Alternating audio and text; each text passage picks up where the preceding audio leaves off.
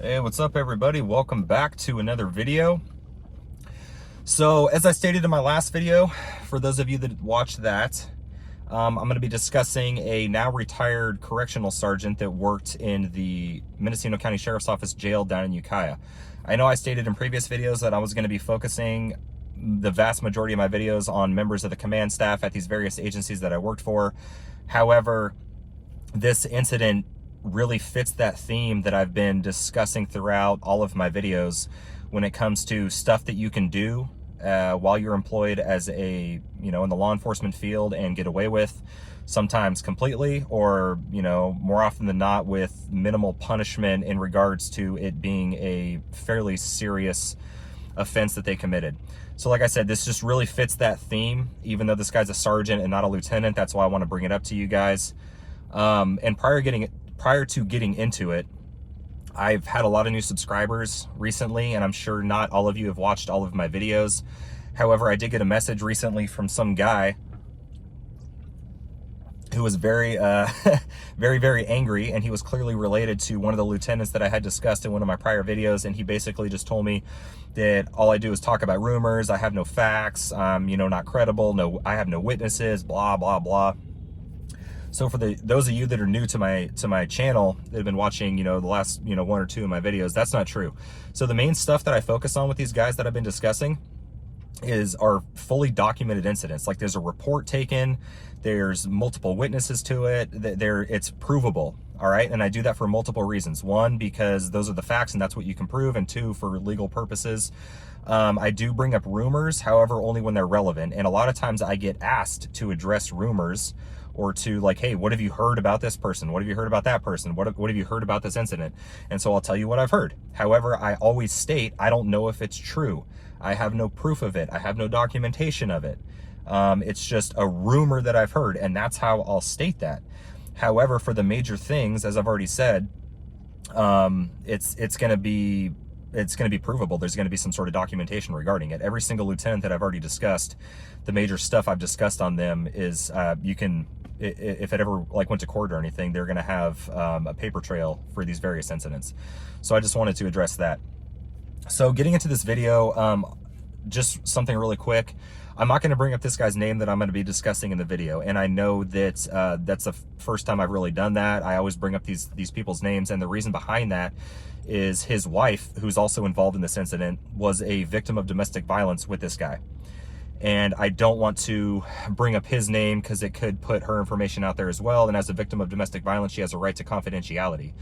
Now, a lot of people are already going to know who I'm talking about, but those are just people mostly that work in the law enforcement field in Mendocino County. All the other people that are subscribed to my channel that live wherever you guys live, I know I have a lot of people from other states and stuff like that, aren't going to know who I'm discussing, and I just don't want to have her information out there because, like I stated, she has that right to confidentiality. So that's the only reason I'm not going to bring up this dude's name.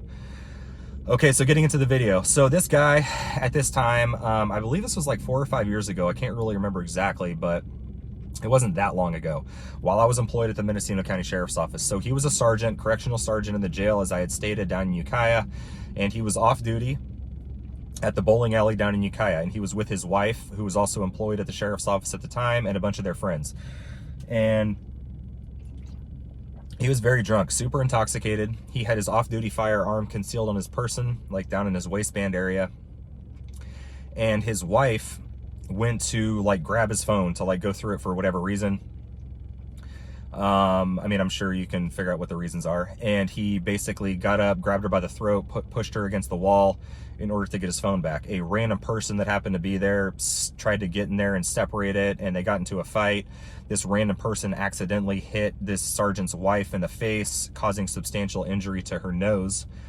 And during that incident, his off-duty firearm was exposed. So somebody called 911, and it basically came out as there's a guy at the bowling alley with a gun. They didn't know that he was a cop. So Ukiah Police Department shows up, CHP, California Highway Patrol showed up, the Mendocino County Sheriff's Office guys showed up.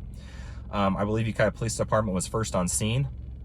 They end up tackling this dude to the ground. They get him subdued. They put him in handcuffs. And then Greg Van Patten, who's the captain with the Mendocino County Sheriff's Office, shows up, takes possession of the sergeant, from Ukiah Police Department officers, unhandcuffs him, sticks him in the front seat of a Mendocino County Sheriff's Office patrol vehicle, and subsequently he's transported to the county jail. Now, the sergeant admitted to being intoxicated with his off-duty firearm in a public place. He also admitted to misdemeanor domestic battery against his wife, which is, like I stated, putting his hand against her throat to get his phone back. So once he got to the jail, the captain of the jail was present when he arrived. He got out of the car, he got booked in. Once he was inside the jail, he was just a complete, dick to the correctional officer staff at the jail, guys he supervised. He basically tried to get them to fight him, tried to get them to do something wrong. He was basically just trying to instigate a fight with these guys, just being a dick. And he was able to bail out immediately, and he was released while he was still intoxicated.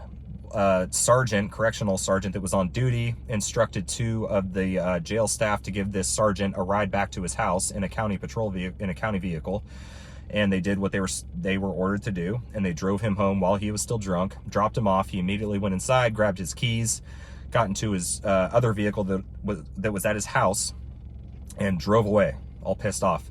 So the correctional officer guys tried to follow him. They tried to, he ended up getting away. And they went back to the jail and reported what had happened. And basically, long story short, what happened with this guy after he did the, misdemeanor domestic battery, after he drove drunk under the influence, the only thing that happened to him is, since he was a sergeant, and this is pretty typical at the Mendocino County Sheriff's Office from, stuff that I've seen, is he received a demotion. So he was demoted back to correctional officer for 1 year, approximately, and then re-promoted back to sergeant. Then he was able to retire with his sergeant pay.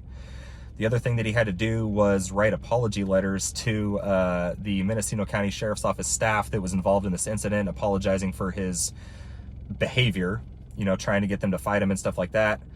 But that's it. No criminal charges were brought against this guy. Now, I don't know the exact reason behind that. Typically with domestic violence, more than likely his wife didn't want to be a victim. She didn't want to go to court. She didn't want to testify for numerous different reasons. So likely that's why criminal charges were never brought against him in a courtroom setting. So that's usually how that goes. So that was the only thing that happened to him. And as I stated, he retired right after that, and that was it. And at any other agency, more than likely he would have been fired. Maybe not the criminal charges, just because of his wife, not wanting to pursue those. However, he more than likely would have been fired.